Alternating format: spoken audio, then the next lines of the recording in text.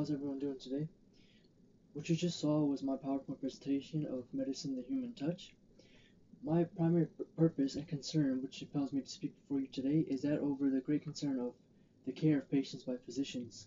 Due to our rise of technological advances, patients are being undermined as useless sources of diagnosis. Rather, physicians turn to technological advancements and equipment to perform physical examinations, disregarding the simple touch and care that patients are so eagerly.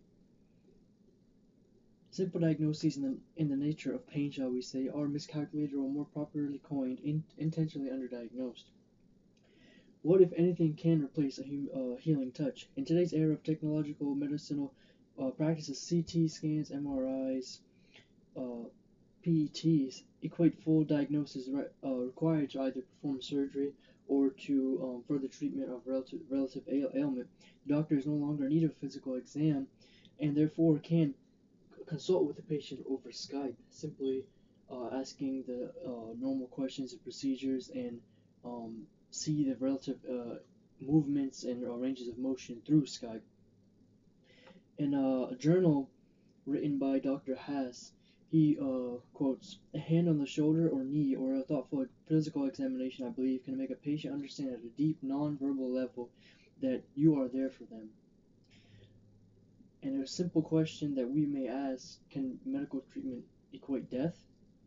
In the Institute of Medicine's seminal study of preventable medical errors, estimated as many as 98,000 people die every year due to preventable medical errors, costing over $29 billion. The Center for Disease Control, if they were to include preventable medical errors as a category in the leading causes of death in America, preventable medical errors rank 6th amongst that list. If we look closely at the new physical examinations that go on today with all the technological advances that we have, the apps that are on the iPads that physicians use as they enter the rooms, the primitive physical exam is no longer needed, it is disregarded. Physicians come to the patient with a time limit now. If we look at a simple examination, they come in, assess the MAR, make some judgments of examinations of the blood tests and so on.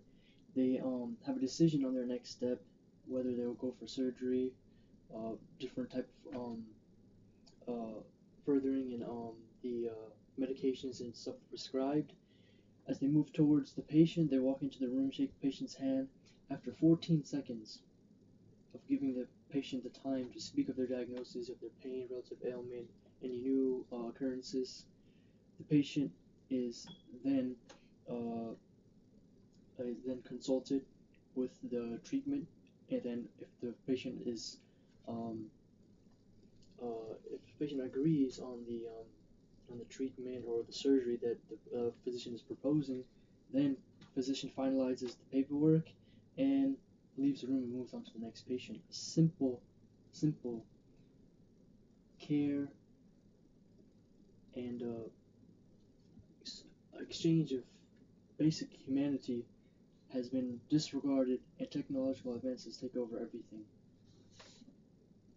Though all the negative aspects of this new physician role points towards technology and it points to it in a demeaning manner, physicians are